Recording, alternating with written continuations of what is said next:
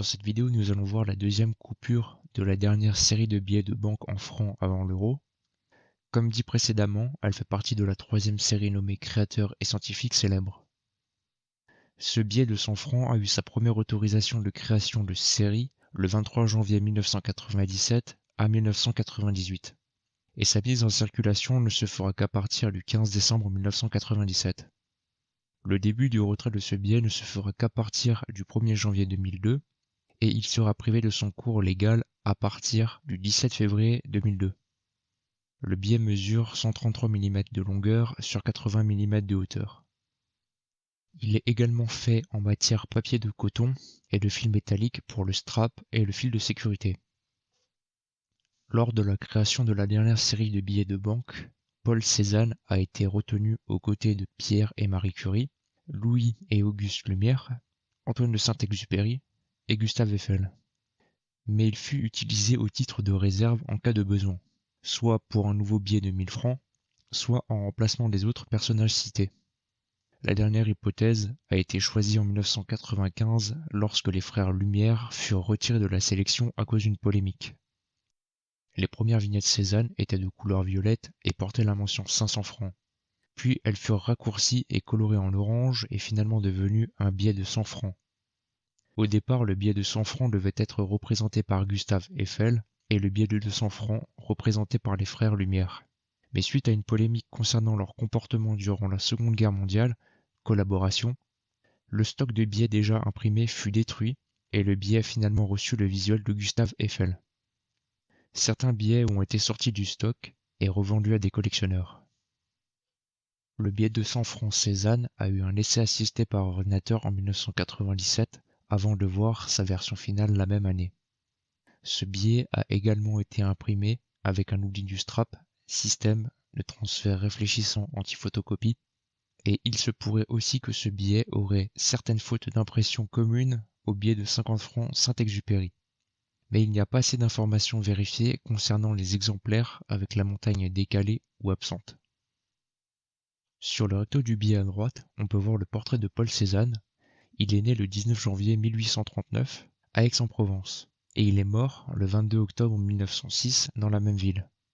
Il était peintre et avait un style de peinture issu du mouvement impressionniste et il est considéré comme le précurseur du post-impressionnisme et du cubisme. En arrière-plan, on peut voir une partie du tableau La mer à l'Estaque, peint par Paul Cézanne en 1878. On peut voir au milieu du billet, en haut et en bas, des rayons qui forment un texte en mini-lettres. Voici le texte en mini-lettres. Avec une pomme, je veux étonner Paris. On peut aussi voir en bas du billet une partie du tableau, les joueurs de cartes, en version 2 joueurs peinte entre 1890 et 1895. La représentation est stylisée avec un effet de transvision, c'est-à-dire qu'on voit le motif en entier quand il est face à la lumière. On voit aussi le strap vertical. On voit également le numéro de série du billet. En haut à gauche du billet, on peut voir le nom et la date de naissance et de décès sur 2 lignes. On voit aussi un bâtiment. Il s'agit du Jas de Bouffan, c'est la résidence du père de Paul Cézanne. On peut voir aussi un texte en micro-lettres. Voici le texte en micro-lettres. Le dessin et la couleur ne sont point distincts. Au fur et à mesure que l'on peint, on dessine. Plus la couleur s'harmonise, plus le dessin se précise. On voit également une palette de peinture rectangulaire en encre à couleurs changeantes. Sur le bas du billet à gauche, on peut voir apparaître la silhouette de la montagne Sainte-Victoire.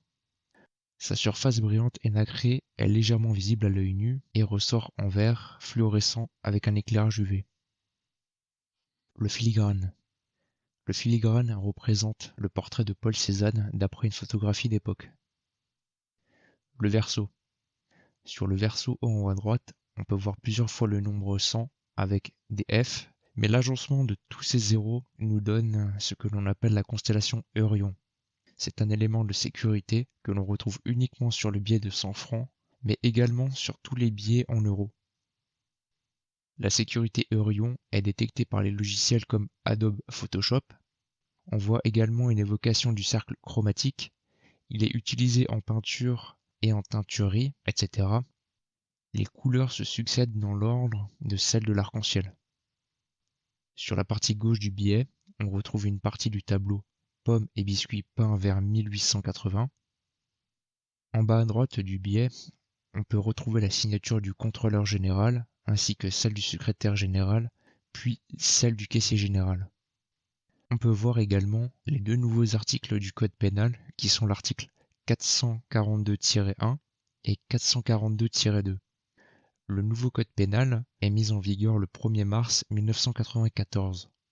Avant cette date, c'était l'article 139 du code pénal qui était en vigueur. Merci d'avoir regardé cette vidéo, n'hésitez pas à mettre un like et de vous abonner pour soutenir la chaîne.